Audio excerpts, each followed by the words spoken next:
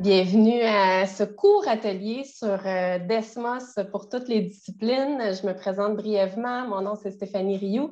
Je suis enseignante de mathématiques dans la région de Québec, au Centre de services scolaires de la capitale. Mais depuis 2 ans et demi, je travaille au sein de l'équipe du Récit MST. Alors, notre rôle au Récit MST, c'est de faire la promotion de l'usage pédagogique des technologies en classe de mathématiques, de sciences et technologies. Je m'occupe particulièrement des mathématiques au secondaire, mais aujourd'hui, je fais une petite écartade pour toucher à toutes les disciplines. Alors, Frédéric, à ton tour de te présenter. Oui, bonjour tout le monde. Frédéric Ouellette, conseiller pédagogique numérique pour le Récit. J'ai été aussi conseiller pédagogique en mathématiques au secondaire quelques années et enseignant de mathématiques de formation au secondaire. Aujourd'hui, comme Stéphanie a dit, on va présenter Desmos dans toutes les disciplines. Donc, ceux qui ne sont pas nécessairement en mathématiques, vous allez être comblés. Je vais tout de suite partager mon écran à Stéphanie pour que les gens puissent voir le tout. On vous inviterait tout le long de... Donc, j'imagine que vous voyez bien la présentation. On vous inviterait tout le long de la présentation là, à ne pas vous gêner pour peut-être poser des questions dans le clavardage et à la fin, on va tenter d'y répondre le plus possible.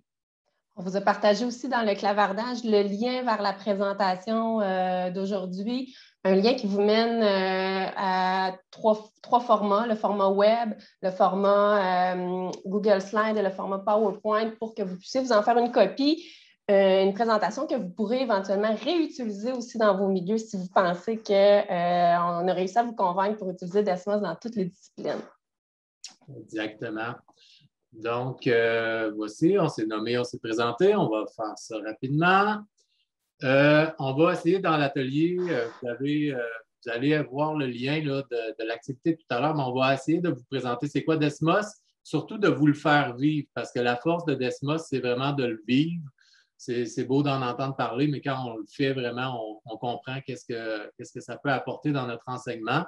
Donc, on va vous mettre là, dans le clavardage, peut-être Stéphanie va vous mettre le lien de l'activité pour expérimenter. Si vous avez un deuxième écran ou un deuxième appareil, ça va peut-être être facilitant. Puis, on va regarder aussi vers la fin de la présentation en quoi Desmos se démarque peut-être des autres espaces d'apprentissage numérique et vous proposer des ressources parce qu'en 30 minutes, on ne fera pas le tour.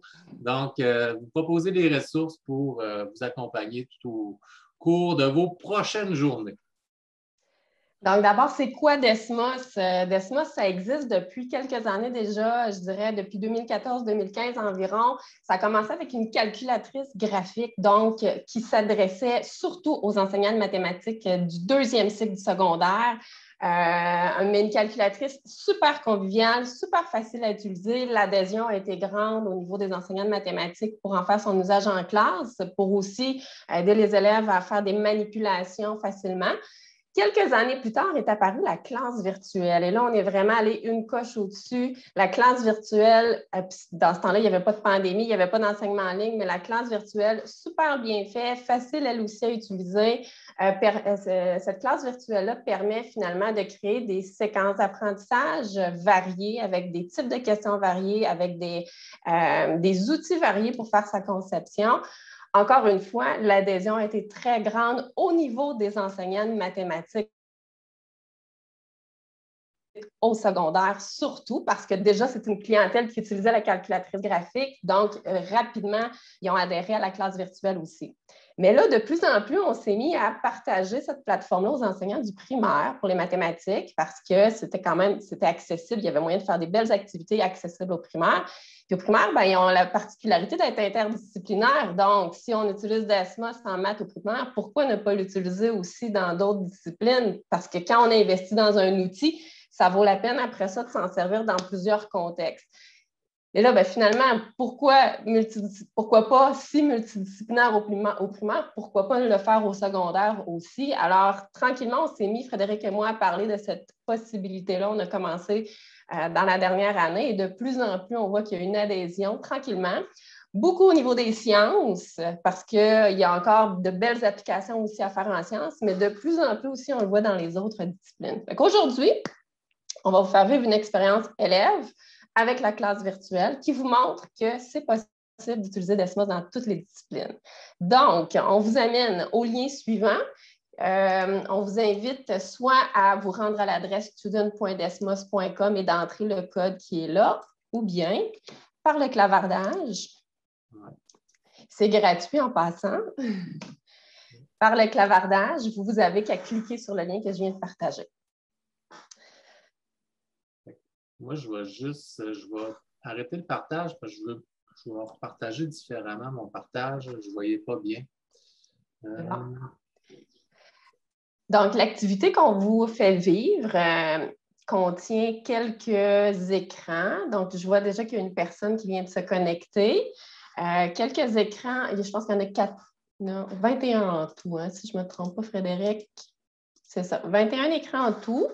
On vous donne un petit instant pour naviguer à travers ces écrans-là.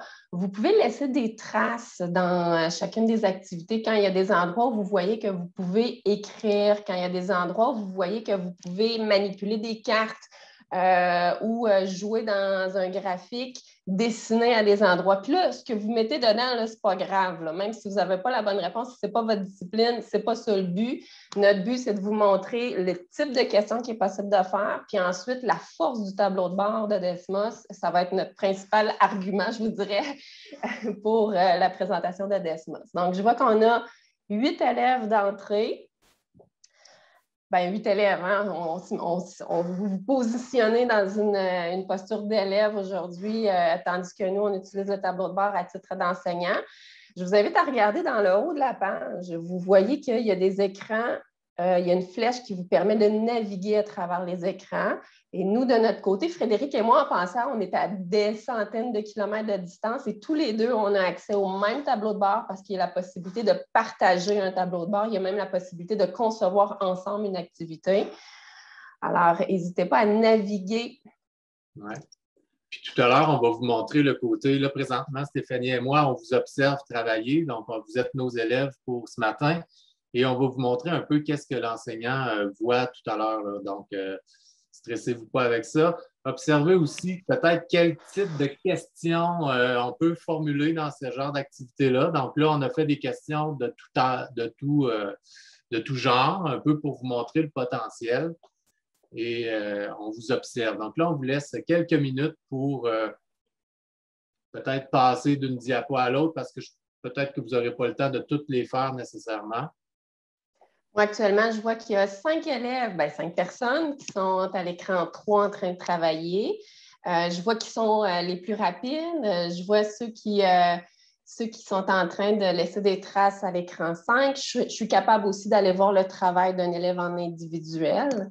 Je suis capable de voir aussi le travail de tous les élèves sur un même écran. Donc, actuellement, en temps réel, peu importe votre situation géographique dans le Québec, on est capable d'avoir un suivi en direct de ce qui se passe de l'autre côté de l'écran.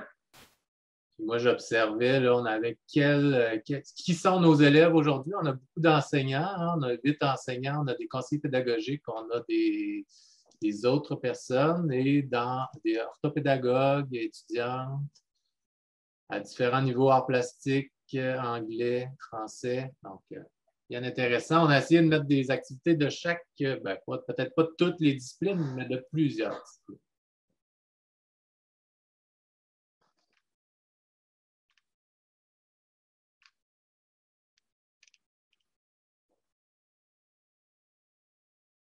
On vous laisse encore un petit moment pour naviguer. Frédéric, moi, je vais en profiter pour donner quelques rétroactions. Oui, parfait, parce qu'effectivement, dans Desmos, il y a la possibilité de donner des rétroactions à nos élèves. Peut-être que vous allez voir une petite bulle rouge apparaître dans votre écran. Ça veut dire que Stéphanie va vous avoir envoyé une rétroaction par rapport à une des activités. Vous ne pourrez pas lui répondre, par exemple. Ce n'est pas encore bidirectionnel. Probablement que Desmos travaille à ce que ça le devienne, mais au moins, vous allez avoir l'occasion de voir ce que Stéphanie pense de votre travail. Donc, moi aussi, là, j'observe où est-ce que vous êtes rendu. J'observe le temps aussi pour être certain qu'on a le temps de vous présenter ça. Peut-être encore quelques minutes.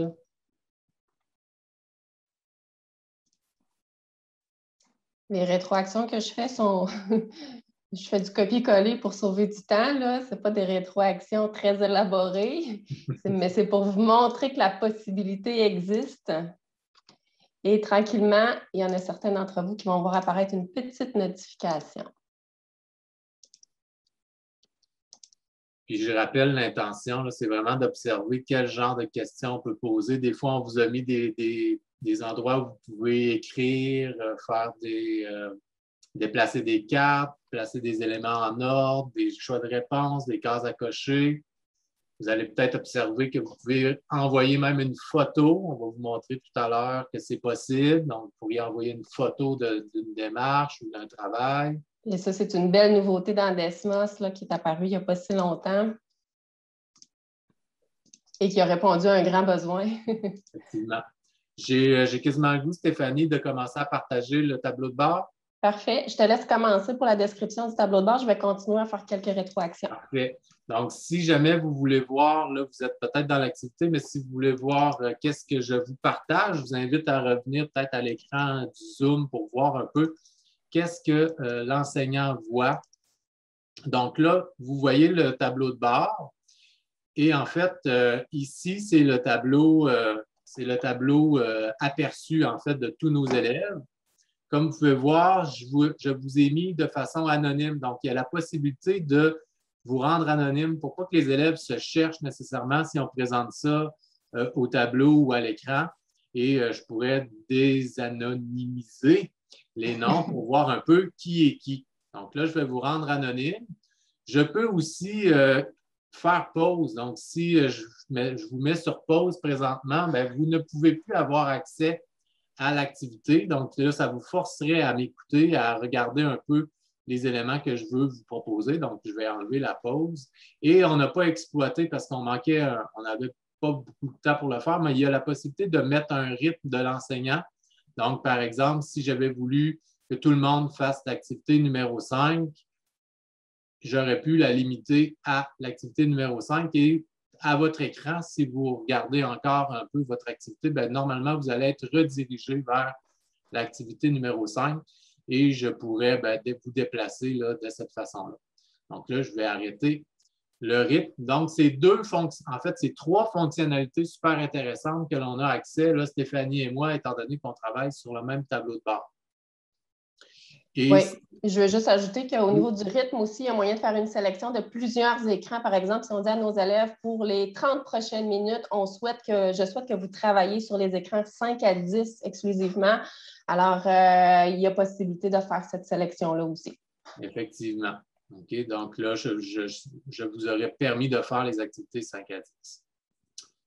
Je vais aller, par exemple, vous montrer, je vais vous montrer quelques activités. Ici, vous voyez qu'on avait mis une carte là, du Québec. Peut-être que vous êtes en dehors du Québec, mais on peut placer des éléments où les élèves vont écrire. Vous aviez un outil crayon et on pourrait superposer. Donc là, je vais essayer de juste vous zoomer un petit peu, superposer toutes les cartes une par-dessus l'autre pour voir un peu où est-ce que vous êtes situé. Donc, on voit qu'il y a des gens de Montréal, Québec et du Bas-Saint-Laurent.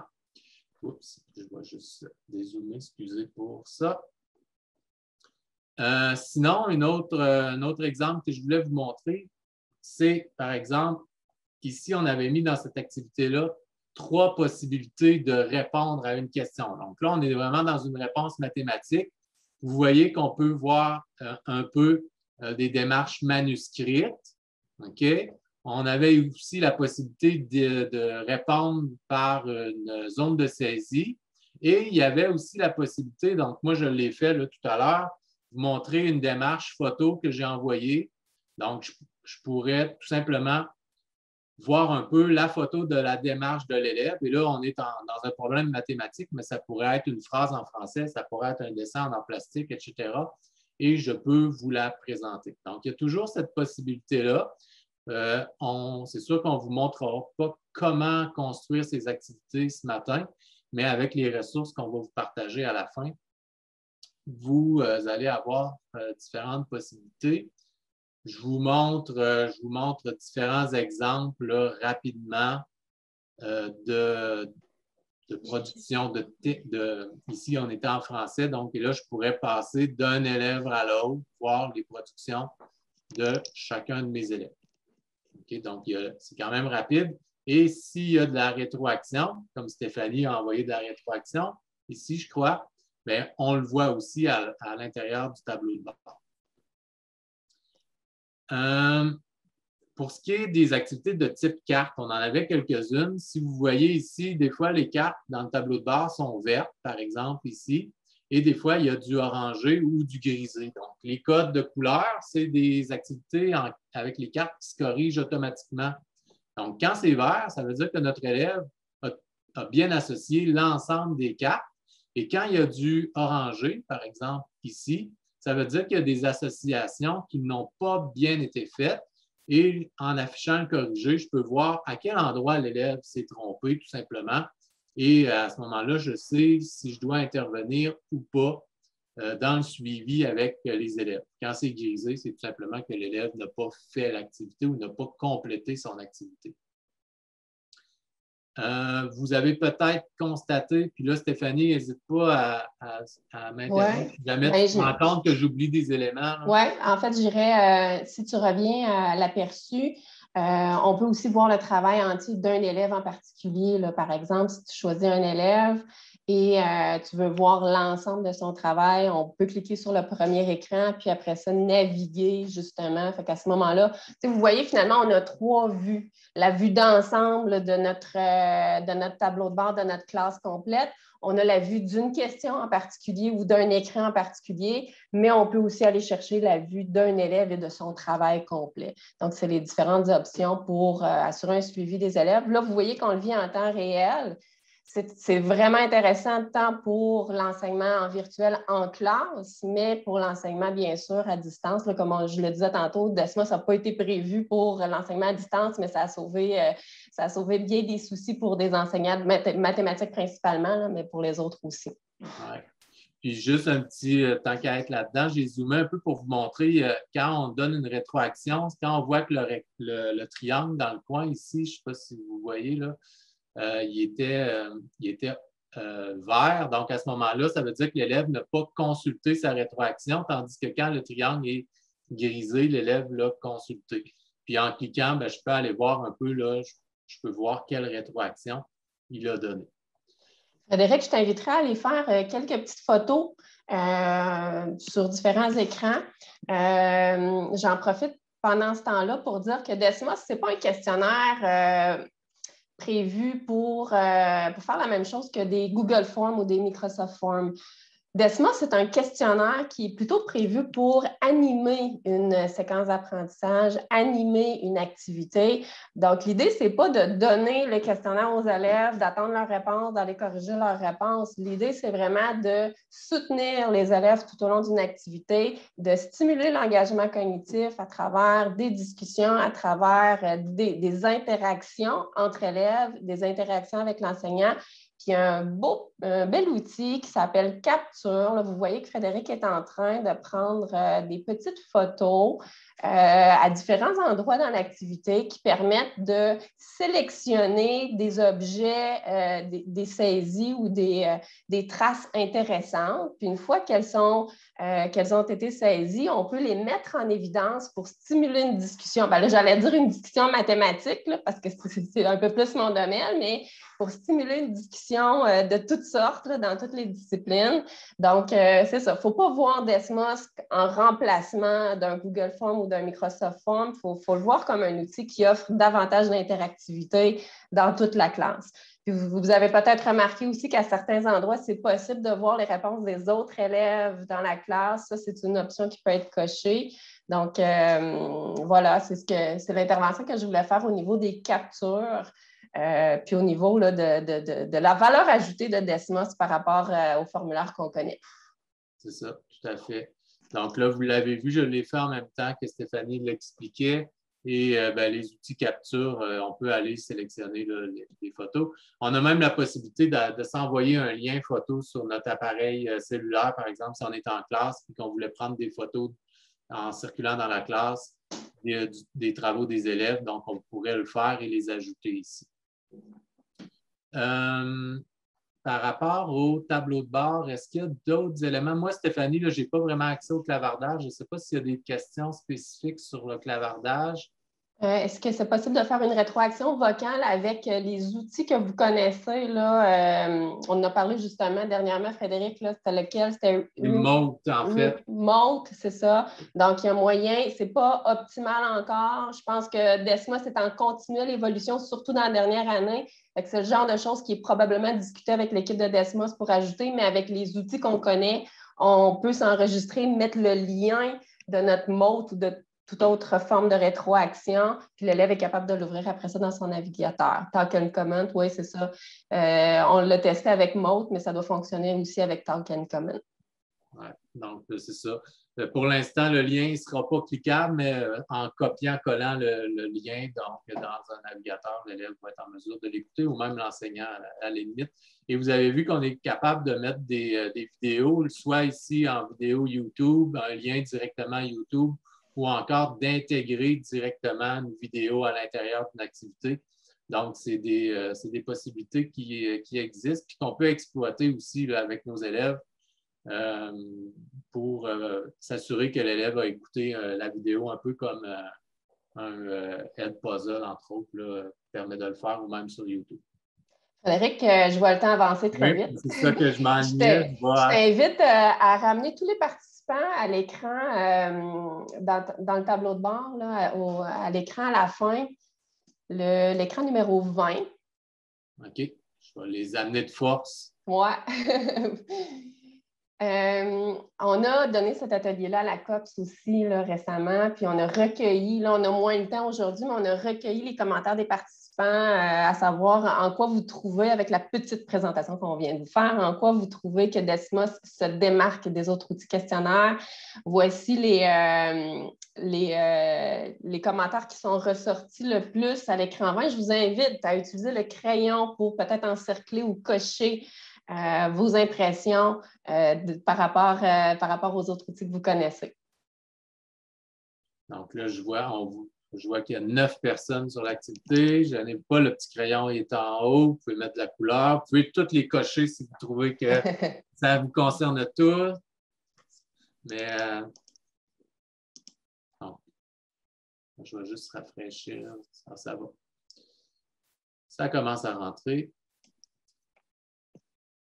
Et si, tantôt, je suis allé vite, là, mais si vous voyez bien, des fois, quand on voit la petite caméra, ça veut dire qu'il y a une possibilité de prendre en photo ces réponses-là pour faire les fameuses captures qu'on a fait là, tout à l'heure. Et je pourrais superposer le tout pour voir qu'est-ce qui est vraiment populaire. Ça, c'est intéressant. Donc là, on se rend compte qu'il y a des éléments qui reviennent. Puis, on l'a mis aussi, tantôt, on reviendra à la présentation, mais on a mis les diapos de ce qui avait été ressorti par les participants de la COPS. Et je pense qu'on serait rendu là, Frédéric, avec les dernières diapos qui nous restent à voir.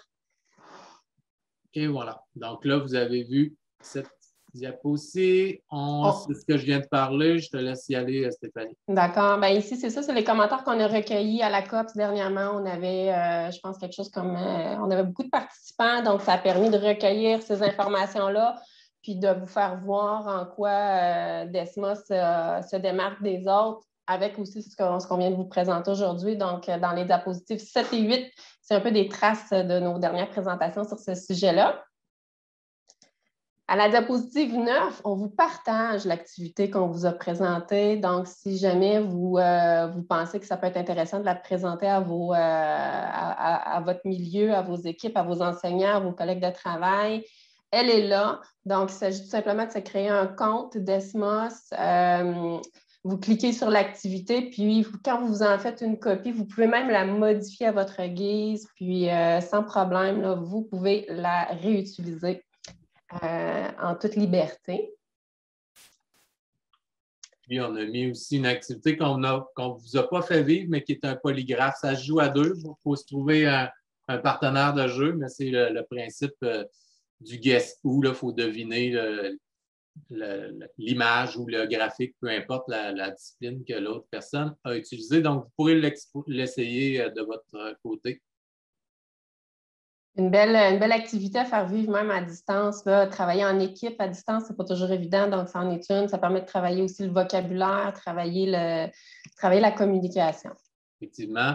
Juste vous montrer très rapidement les possibilités d'outils qu'on a dans la création des activités. Puis ce qu'on a encadré en rouge, c'est tout ce qui n'est pas mathématique, en fait. Donc, comme vous pouvez voir, il y a beaucoup de possibilités là, qui ne sont pas mathématiques. Il y a des éléments plus mathématiques, mais à toutes les disciplines, à tous les niveaux, c'est possible d'ajouter ces types de questions-là.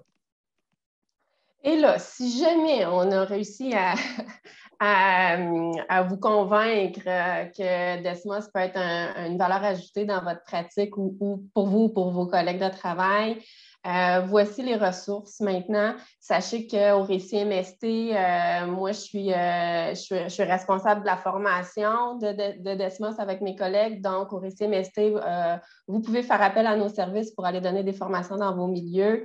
Ça peut être dans le domaine de la mathématique, mais ça peut être aussi toute discipline. Donc, il s'agit de faire une demande.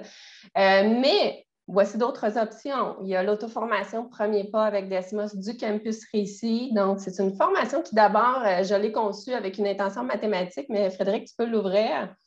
Avec un deuxième œil, je me suis rendu compte qu'elle pouvait s'adresser quand même à toutes les disciplines, sauf une partie. Si tu descends un peu, Frédéric, la section qui se nomme, descends encore, la section qui se nomme s'approprier, la première, s'approprier les bases de la calculatrice graphique de Desmos, ça, c'est vraiment, vraiment mathématique. Mais pour tout le reste, si tu disais ça, oui, vivre une activité en classe ou à distance avec la classe virtuelle de Desmos, ça, c'est pour tout le monde. Pour savoir un peu comment faire ce que nous, on vient de faire avec vous, c'est là que ça se passe avec quelques tutoriels vidéo.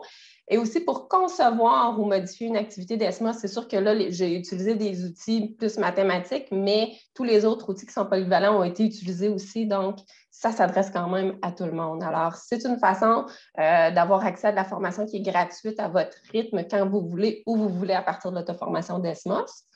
Tu peux revenir à la présentation. Dans la diapositive 11, j'ai placé aussi les tutoriels du Récit MST qui peuvent être utilisés sans aller dans l'auto-formation, mais c'est les mêmes tutoriels. Si vous préférez la formule webinaire, donc il y a 3 webinaires qui ont été donnés, un sur la calculatrice uniquement, donc ça s'adresse aux enseignants de mathématiques, mais les 2 autres, classe virtuelle ou création d'activités, ça peut s'adresser à tout le monde.